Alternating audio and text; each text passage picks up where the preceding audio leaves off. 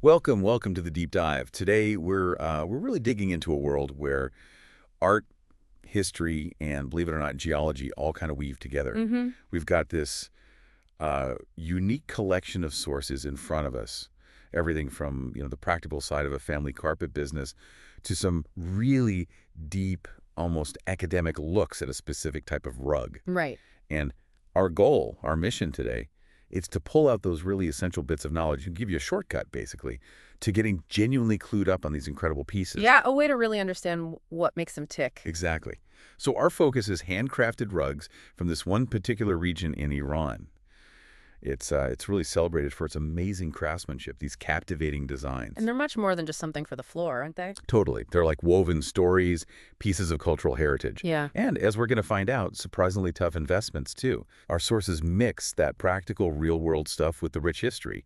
It's a proper deep dive into an ancient craft that's still very much alive. Yay. Let's unpack this. What's fascinating here is, as you said, these aren't just utilitarian things. They are so deeply embedded with history, with culture, with a legacy that, I mean, it literally spans generations. Yeah. And as we go through the sources, we'll connect that artistry, that cultural story, to the very practical stuff, how they're made, why they last, even how you might actually engage with this world yourself. It's a whole picture we're aiming for. A whole picture. I like that. So let's zoom in then. Our core topic, Heriz rugs. Now, even if you know a bit about Oriental carpets, Heriz, they have this really special, distinct reputation. They really do. Heriz itself is this charming town kind of nestled in this rugged, historic landscape in northwestern Iran, globally famous for these stunning handmade rugs. But what is it? What makes them so special, so sought after? Why do collectors and enthusiasts everywhere admire them so much? Well, to get that, you really have to go back to the origins, the heritage of the place itself. Heriz is in northwest Iran, northeast of Tabriz, actually, in the East Azerbaijan province. Okay. And the history of weaving there, it's not just decades, we're talking centuries. You have to imagine, like, generations passing down these skills, these techniques. It's almost like a family secret, Sets it down, yeah. Exactly. And that deep history is why they're known, not just for looking striking, which they absolutely do, but critically for their incredible durability, their lasting quality. Right. And that combination, that's what makes them some of the most sought-after handmade rugs in the world. I mean, think about it. You can still find 19th century Heriz rugs for sale today. Major auction houses in the U.S., in Europe. Wow, 19th century. Yeah. It really speaks volumes, doesn't it? These aren't just fashionable items. They're built literally to last for generations. Heirlooms. That longevity is incredible. But you mentioned something else, something about a unique factor, almost a secret, behind their toughness. Ah, yes. This is where it gets really interesting, and it often surprises people. Near Heriz, there's this massive volcanic mountain, Mount Sabalon. Okay. And it sits on a major deposit of copper. Copper. How does that connect? Well, traces of that copper get into the drinking water for the sheep grazing in the area. No way. Yes, and the wool from those sheep. Because of the copper, it's naturally higher quality, much more resilient than wool from other places, significantly so. So the sheep are drinking copper water and it makes their wool tougher. Essentially, yes. It's this direct, almost geological contribution to why Heriz carpets are so famously tough and hard-wearing. It's literally woven into their being right from the source. It helps them last for generations, just getting better with age. That's incredible. The earth itself is part of the rug's strength. But you also hinted they're more than just tough objects. Something about stories, living narratives, I think you said. I did, yeah. Because beyond the physical resilience, there's this other layer. One of our sources points out something amazing. The Heriz carpet is the only carpet in the world where stories of the old times are woven. The only one. What does that mean practically? Well, think about it. It suggests it's not just random patterns. It's a conscious act of embedding narrative, symbols. These could be old tribal symbols, maybe scenes from village life, or even, abstract versions of local myths and legends. So the patterns mean something specific. Exactly. Each choice, the pattern, the color, even slight variations isn't just about looking good. It's part of a larger story, preserving cultural memory. These rugs are quite literally like woven chronicles, tapestries of time. They whisper stories of the past. Wow. That changes how you look at them completely. Not just a pattern, but a conversation across time. Precisely, a connection to ancestry, to tradition. Okay, so speaking of patterns, let's shift to the visual side, because once you could spot a Heriz, right? Their look is distinctive. How do those woven stories, that unique Heriz character, translate into the design? What are the key things that make it scream Heriz? That's a great question because, yeah, their visual identity is really strong. Unmistakable, really. The first thing you'll probably notice is these bold, often quite striking geometric patterns, very rectilinear. Rectilinear. So like straight lines, angles. Exactly. Unlike some other Persian rugs with flowing, curvy, almost calligraphic designs, Harris rugs often use large blocks of color and heavy outlining. It gives them this powerful, almost architectural feel, very grounded. Okay, blocks of color, heavy outlines. And typically there's a big central medallion. It dominates the rug, but it's usually angular, stylized itself. And around it you get intricate floral or geometric motifs, but again, all done in that angular style. And the colors. Vibrant, often strong reds like madder red, deep blues, creamy ivory, but also earthy browns, rusts. It's a palette that really makes an impact. Right. And here's something amazing. These complex traditional designs, they're often woven purely from memory by the artisan. Not following a chart. Often not a detailed line-by-line chart, no. It's more like an internalized tradition, passed down through watching and doing. Makes each rug a unique expression within that shared heritage. Weaving complex geometry from memory? That's incredible skill. And you mentioned earlier they're different from, say, Tabriz rugs, even though they're nearby. This rectilinear transformation, that sounds key. It absolutely is key. It's their signature move, you could say. So Heriz rugs share things with Tabriz rugs. They both use the Turkish knot, which is very strong, and sometimes draw on similar design ideas. But here's the crucial difference. Traditionally, Heriz weavers do not know how to weave in curvilinear patterns. They don't know how, or they choose not to. It's more like their traditional training and aesthetic focused elsewhere. They didn't specialize in those delicate flowing curves you might see in, say, fancy city or court carpets. But this isn't a lack, it's what defines their style. So what do they do with curvy patterns then?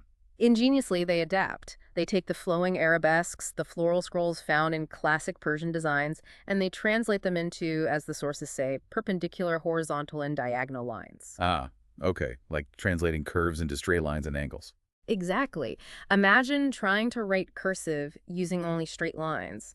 It would look bold, stylized, maybe a bit blocky, right? That's kind of the Heriz transformation. It makes their rug simple and stylized, very distinct from the classic and sophisticated curves of a Tabriz, even if the underlying design theme is similar. It's this deliberate interpretation that gives them that strong, instantly recognizable character.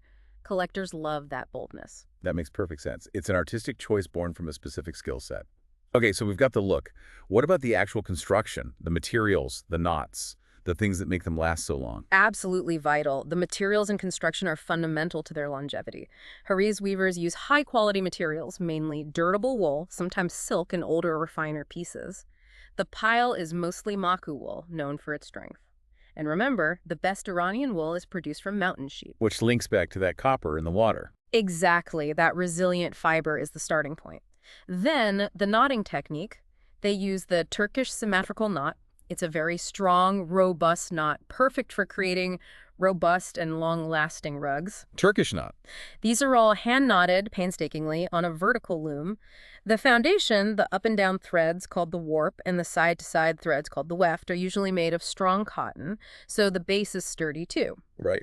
Now, here's a technical bit that's important for their toughness. The weave is generally coarse. We measure this in kpsi knots per square inch. kpsi knots per square inch. Yeah. Heriz rugs typically range from about 30 kpsi, that's 30 knots in one tiny square inch, up to maybe 100, 110 kpsi on the high end. Is that high or low compared to other rugs? It's generally considered coarse. Finer rugs, like silk ones, can have hundreds, even thousands of kpsi for incredible detail. But for Heriz, this coarser weave is actually a feature, not a bug. It contributes to their solidity, their hard-wearing nature. It's rare to find an authentic Heriz over 100 kpsi, unless it's maybe an antique silk one. So coarser means tougher in this case. Exactly. It makes them incredibly resistant to foot traffic, perfect for living with. And one last thing, they tend to make them in larger sizes, predominantly. They're often meant to be statement pieces, really anchor a room. Okay, wow. So every single element, from the mountain geology to the knot count, plays a role. Amazing. But you also mentioned Heriz isn't just one thing, it's like a family of styles. That's a really important point, yes. Heriz often refers to a style from a whole region, not just the town itself. You find similar rugs coming from nearby towns and villages, places like Afshar, Maraban, Sarab, Bakshash, Zarnak, Gorovin. Lots of names. Yeah. And what's interesting is that the quality or grade of these rugs is often linked to the specific village name. It suggests these villages develop their own reputations, maybe slight variations in style or skill level. So, like, one village might be known for slightly finer work. Exactly. A prime example is serape. Since the early 20th century, serapes have generally been considered the finest grade within the Hers family. They often have softer designs and colors compared to the really bold, angular Hers proper, maybe a bit more refined. Serape the top tier. Yeah. Got it. Are there other notable variations? Definitely. Location matters too. In Ahar, a town north of Heriz, they actually make a more curvilinear type of Heriz carpet, so a bit of an exception to the straight line rule there. Interesting. And Sarab, to the southwest, is known for making runners, but still using those geometric Heriz designs. Then you have places like Kakadja. Their rugs are often single wafted, which is a construction detail, and tend to use more colors and have more intricate designs than typical Heriz rugs. It shows this rich variety, all stemming from that core Heriz tradition, but with local flavors. Like a whole ecosystem of weaving styles. Yeah. And have these styles changed much over time? They have, yeah. Older Heriz rugs, say from the late 1800s or early 1900s, often have more spacious designs. The patterns might be less packed together, more open field color. More breathing room in the design. Kind of, yeah. Newer ones often feature denser patterns. Maybe market taste changed, or just artistic evolution. And crucially, the weavers weren't working in a vacuum. They were influenced by and incorporated elements from neighboring tribal groups, Turks, Armenians, Kurds, who also had strong weaving traditions. This mixing of influences helped create that unique, robust Heriz style. Okay, so taking all that history, the variations, the durability, Yeah. what does it mean for someone thinking about buying one? Are they good investments? Well, because they are so durable, that amazing wool, the strong construction, and because they're often at a, reasonable price for the quality you get, the better quality Heriz rugs are generally seen as fair investments, especially those from Heriz town itself, or maybe Ahar. Fair investments, because they last. Exactly. They literally can last generations, so they hold value well and often appreciate. Plus, there's scarcity creeping in. Authentic Persian village and tribal rugs are getting harder to find. Right, supply and demand. Precisely. That growing scarcity may lead to all Heriz becoming more collectible in the future. Add that to their quality, artistry, history. It suggests their value is likely to increase. They've always been popular locally and internationally. Seeing antique ones pop up at major auctions proves their enduring appeal and value. So they're beautiful, tough, and potentially appreciate in value.